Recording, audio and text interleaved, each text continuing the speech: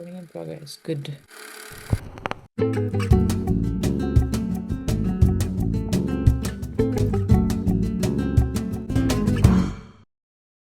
Hello and welcome back to the Metropolitan Culture Corner after our Christmas, Hanukkah, Kwanzaa general holiday break. This month in our first Metropolitan Culture Corner interview of 2025, we go behind the scenes with Laura Avery, events organizer and one of the founders of nonprofit organization Fashion Cares. Laura was born in the UK but has made Barcelona her home for the past decade. She studied languages, specifically Spanish and French, and was an English teacher in the cities of London, Lisbon, Santander, until she chose to make a career change and spent the next 15 years in fashion print media in London and Mumbai. She later went on to become a fashion lecturer at the College of Fashion at the University of Arts in London, focusing mainly on 20th century fashion, styling, branding, and marketing. Laura then moved to Barcelona in 2015, where she co-founded the nonprofit organization Fashion Cares in 2021. It organizes primarily fashion-related events in support of charitable foundations in and around the city of Barcelona. And they have their big annual event coming up on March 2nd, which is why we wanted to have her on our interview series to tell you what it's all about. Please welcome Laura Avery to the Metropolitan Culture Corner. Welcome to the Metropolitan Culture Corner. Thanks for talking with us today. Thank you. So you started out teaching English, is that right? Yes, that was way back in Neolithic times. And because I studied languages at university, in those days, studying or teaching English was a passport to being able to work abroad, really. And then what drew you to get involved in the fashion industry? Because that's kind of a left turn, right? My dream was always to be a fashion designer, but the only problem was I had absolutely no talent. So that kind of went by the wayside. I was teaching in Spain, actually, and I left teaching because there was a man involved back in England. And then by and by, I started working in fashion media, in women's fashion magazines and national newspapers. So it wasn't that I had ever a planned career path. I fell into things that I was really lucky enough to enjoy. Were there people, any specific individuals who mentored you or really helped you? Yeah, there were. I had my first two jobs in media. One was with a small magazine publishing house, and I had two female bosses, and they were just amazing, really nurturing. I hate to admit it, I only stayed there for 6 months because I got headhunted by a slightly larger company, again with two women bosses who were incredibly encouraging. And I was very lucky that I worked for those two companies right in the beginning, and they really wanted us all to succeed. And then from that second company, when I got headhunted by the Murdoch organization, rather than kind of castigate me for leaving after, I don't know what it was, 2 or 3 years, they were like, good for you, that's an amazing move. Yes, of course, take it, go for it. It's a really great move. So I just felt really, really supported. It was great. It's always nice to hear that kind of story because fashion or entertainment or journalism, there are all these industries where it's so cutthroat. Yeah, I mean, in those days, I worked on the commercial side of magazines and newspapers, in marketing and advertising sales, and working with the clients. I did a lot of work with advertising agencies, and they were just phenomenally sexist. When I think of some of the things that were said and done to me and to female friends and colleagues in the industry, I mean, if those kind of things were said and done now, those guys would be in a hell of a lot of trouble. But we just kind of like gave back as good as we got, really. It was just different times. From what you've seen working in all these different places and working for so many years in this industry, how has it changed since you first got started? It's quite difficult to say, to talk about fashion media, because I left it and went into fashion academia back at the beginning of the millennium, really. So I don't know how in that industry attitudes to women have changed. My last jobs in fashion media were in India from the mid-90s until 2001, and there it was incredibly sexist. And the management attitude at the company I worked for was basically divide and rule. They just used to set people against each other. I mean, remember, I'm going back 20 years. Things may well have changed. Was that one of the reasons that you chose to go into academia instead of staying in the marketing side of things? No, it wasn't actually. I left India, went back to London because my mum was terminally ill. So I went back to look after my mother. Then I'd been invited to judge the graduation shows at the fashion faculty at the Women's University in Mumbai. Then they had invited me to do a little bit of teaching. So when I went back to London, I was just offered a teaching job at the London College of Fashion. And I could see the way media was going. Before I left India, I had been head of content at what we used to call in those days a webzine. And that was my first taste of online. I didn't like it. I couldn't feel it. And so seeing the way media was going, I thought, okay, I'm being offered this career diversion, so I'll go for it. So that was why I made the move, really. It's funny because I worked for two huge media organizations. I worked for the Murdoch organization. I was advertising director on his first wholly owned women's magazine in the UK. And then I went to work for Associated Newspapers. So two of the biggest, probably the two biggest print companies, media companies in the UK. And I have to say, politics aside, they were very, very, very good employers. And I just thought, God, working in academia, it's just going to be a much softer environment.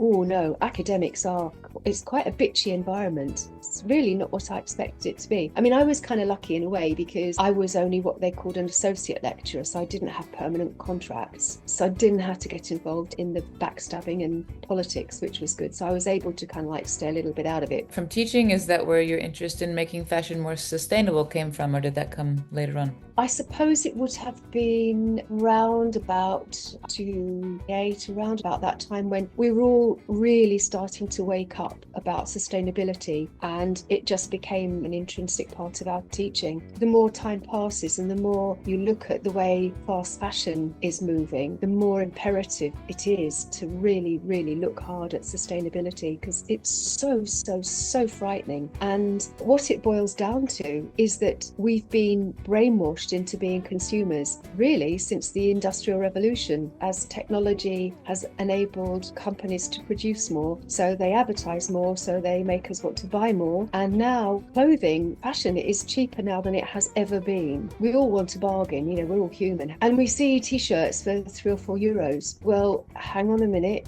those t-shirts generally are coming from China. How the hell do you think they get to your store for €2 a piece or €3 a piece? They're being made by slave labor. The statistic is most of us wear 20% of our wardrobe 80% of the time.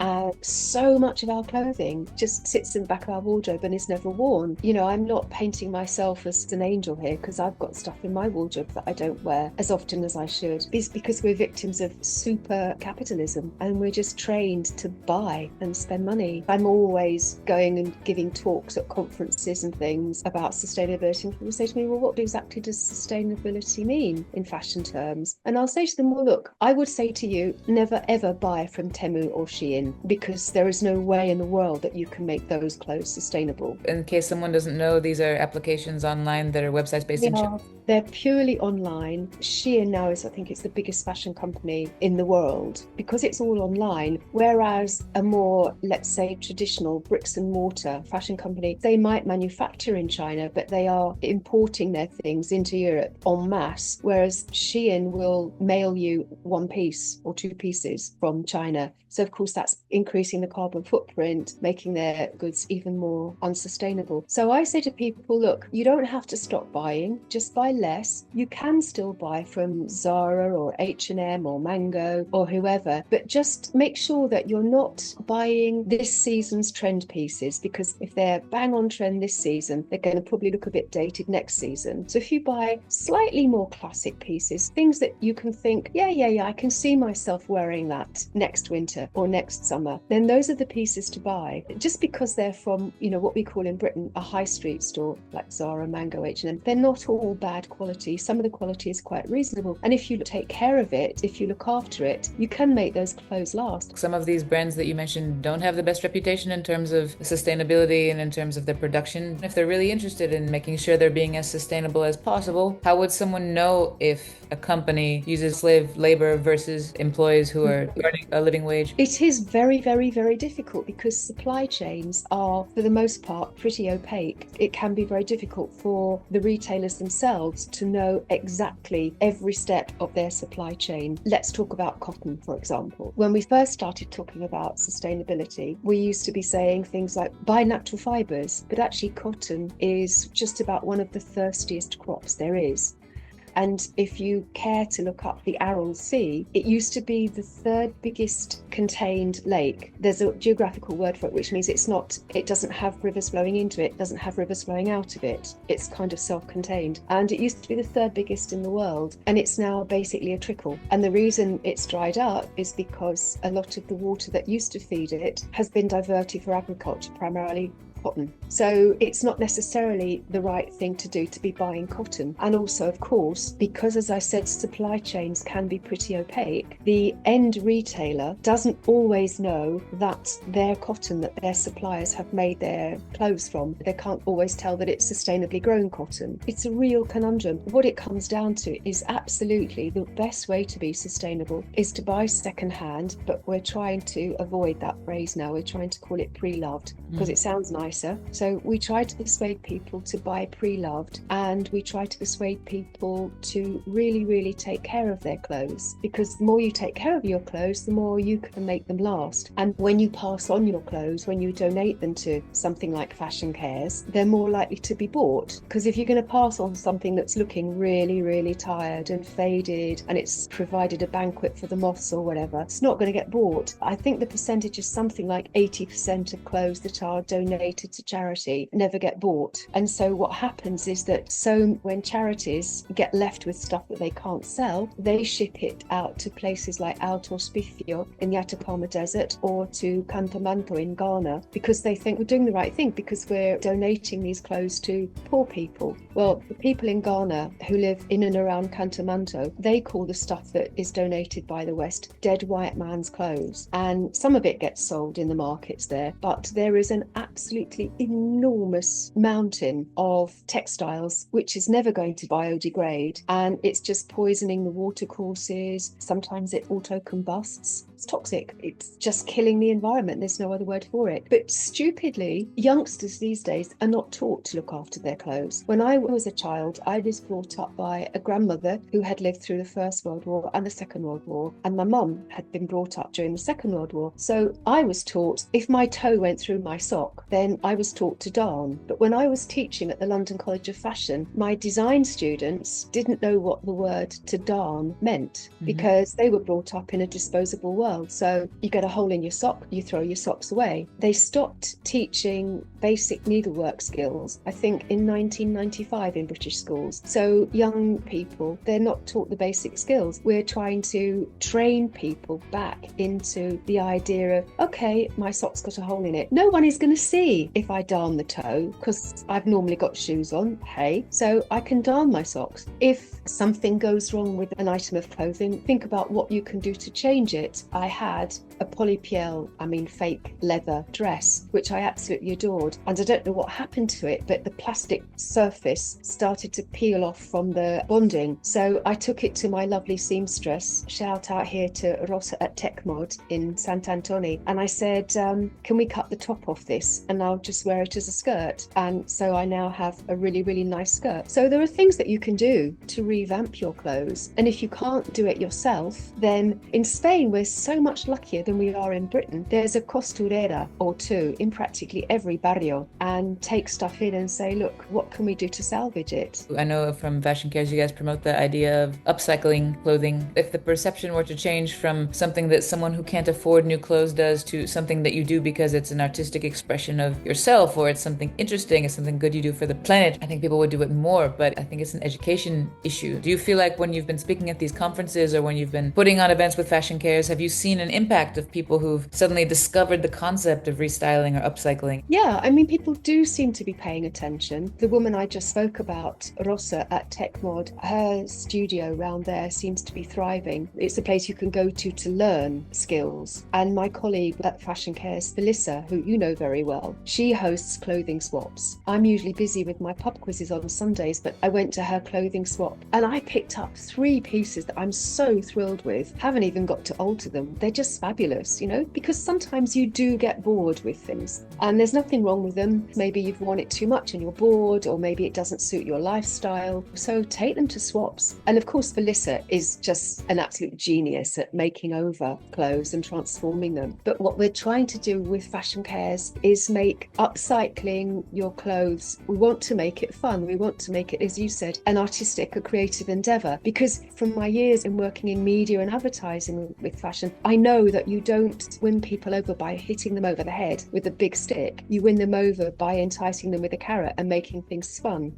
So what we're hoping to do at Fashion Cares this year, which is going to be on the 2nd of March, is have a lot more interactive activities. So I'm looking for knitters and crocheters, because I want to have a little knitting and crocheting circle, and people who are really enjoying needlework and have a little sewing bee. If you can bring your own clothes along, or you can pick something from our rails, just showing people that it can be really good fun, and you don't have to be expert. You know, there are so many clever people out there who put little videos on YouTube showing you how to do stuff. It can be a real kind of status symbol. Maybe you've got moths, the little buggers. They don't like synthetic fabrics. They like the good stuff. They got great taste. They like cashmere. They like really nice quality wool. So if you, like I have, if you've got lovely quality cashmere and fine wool shawls or scarves or jumpers that the moths have been at, there are lots of ways on YouTube that you can see to darn them, covering up the holes, and to make those darns decorative and fun and interesting, and then, you know, wear those repairs as a badge of honor. So there are loads of things you can do. It's just persuading people. Youngsters, they want to go out every Saturday night and they want to wear something new every time they go out, and they'll say, well, yeah, but I can't afford to buy expensive every week, so yes, of course I'm going to buy from Shein or Temu. But in the end, it doesn't work out any cheaper. I think a lot of people would argue back, well, there's all these companies that are supposedly very ethical. They're all talking about being sustainable. So isn't that just as good? My question to you is, do you think that these companies who present themselves as very sustainable and ethical producers of fast fashion, are they more sustainable than they were? Or is this just greenwashing? It's greenwashing.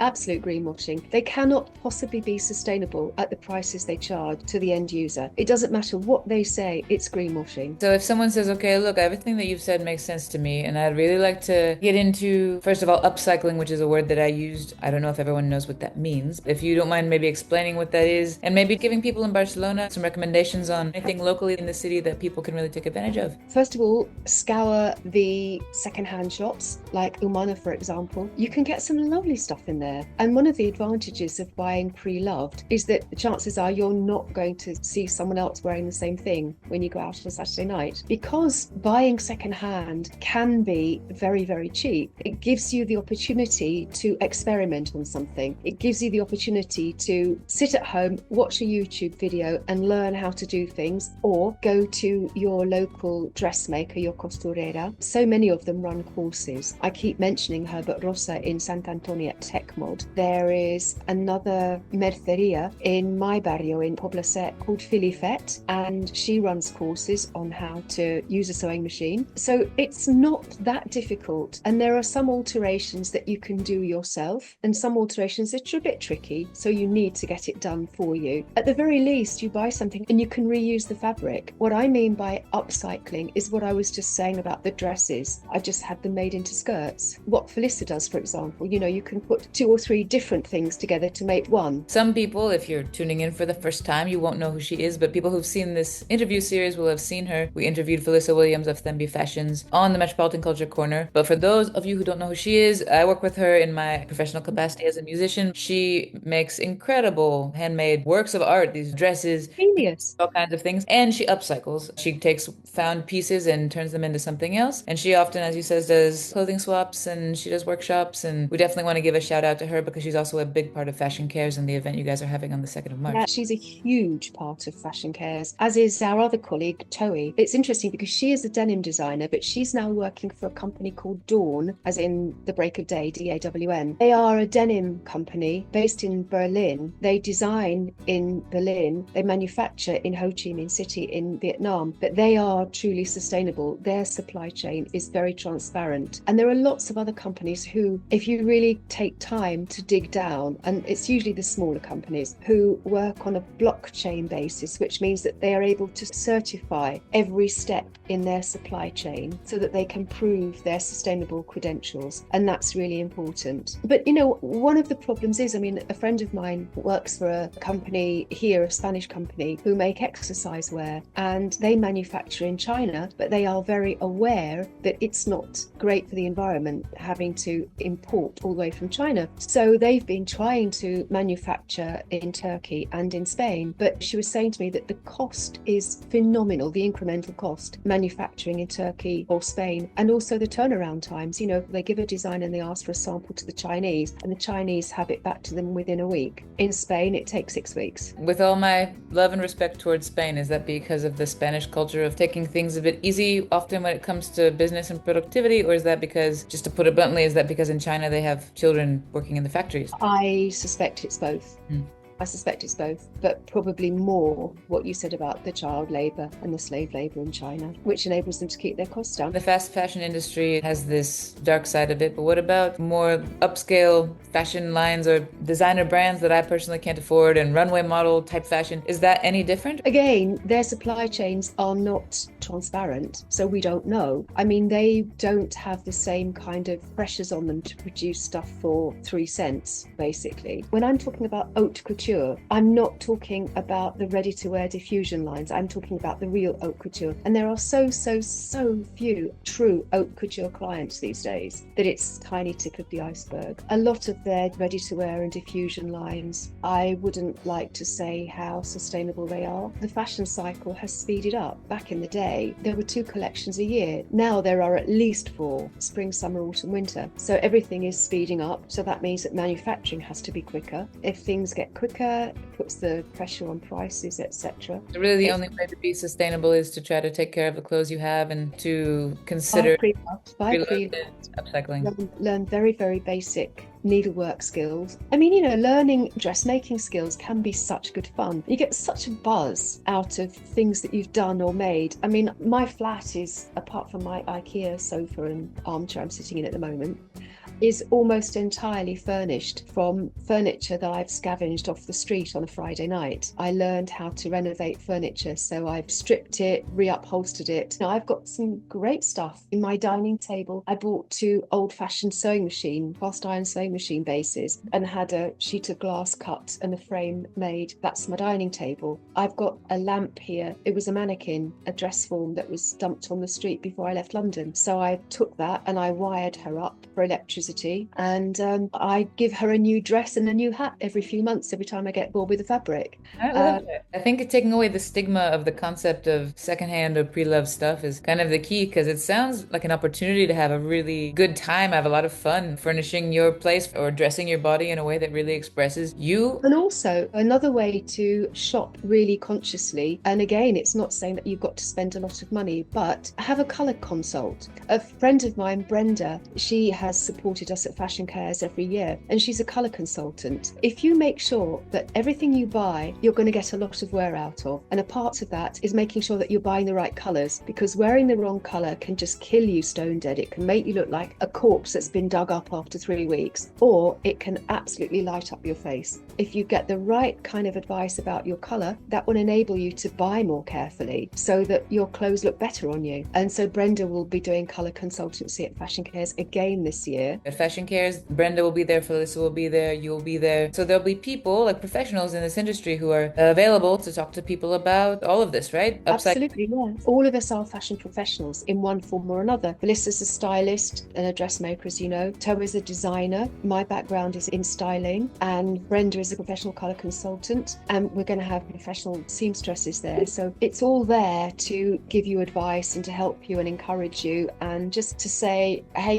it can be really, really good fun. All the proceeds are going towards a good cause, right? You guys support a lot of women's organizations? Fashion Care supports ARED, which is a fabulous organisation. They work with vulnerable women to try to help them get back into mainstream society by training them. They actually have a fabulous design studio, dressmaking studio at their premises, and also an industrial kitchen. So they train women to get back into mainstream employment in that way. And then the other charity that we support is ADAS, and they also support vulnerable women, and they give them support in every way except that they don't have a physical refuge. So they give them judicial help, legal help, medical, psychological help. So those are the two organisations. None of us who work for Fashion Cares, none of us make a single penny out of it. None of the people that support us at Fashion Cares events, no one makes any money. They all give their time and their energy for free. So everything that we can make goes to those two organisations. And you do this event every year? Every year, yeah, 2nd of March. I'm looking forward to the event for sure. And you're very kindly performing, so thank you so much for that.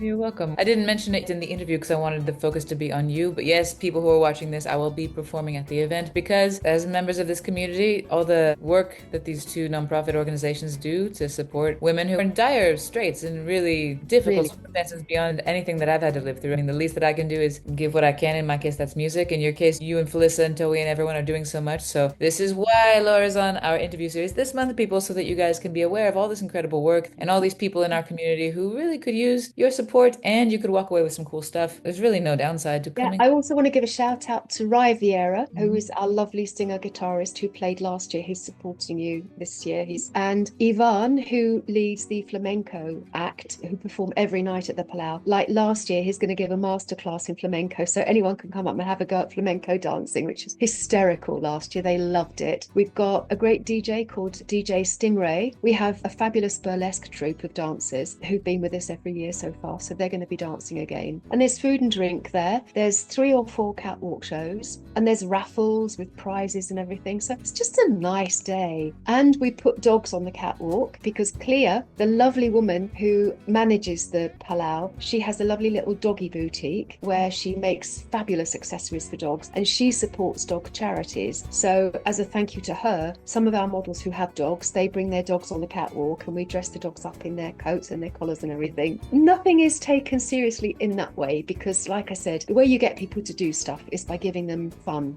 For €5, you can go and have a real life experience that does not involve Netflix or YouTube. Apart from wanting to promote the event, I'm so glad we did this interview because I've learned a lot. So really, thank you for taking the time to talk to me. I'm so pleased that you asked me to do it because I will talk about Fashion Cares endlessly. If someone wants to get involved with Fashion Cares, are you guys looking for people to help? Are you looking for volunteers, not just for this event, but in general? In general, we're looking for volunteers specifically for the event. We desperately need a man and a van, a nice large furgoneta with a strong man who can help us take the clothes from our collection point to the Palau das Massas. If there is a wonderful, benevolent printer somewhere in town who would do our printing, then we would love them forever and ever and ever. We're looking for great raffle prizes. We're looking for the Iron Army, by which I mean we need a load of people who come and iron the clothes and get them all looking hot for the event. Yeah, general volunteers. So we are on Instagram with Fashion Cares BCN, and our email is fashioncaresbcn@gmail.com. That's great. Thank you so much. We really, really, really appreciate it. Thank you so much. Thanks so much, Laura, for sharing all the information about Fashion Cares with us, and thank you for all the good work you do. We will see you on March 2nd, and all of you, our beloved watchers, listeners, readers, we hope we see you there as well, and I hope I see you next month, same time, same place, on the Metropolitan Culture Corner.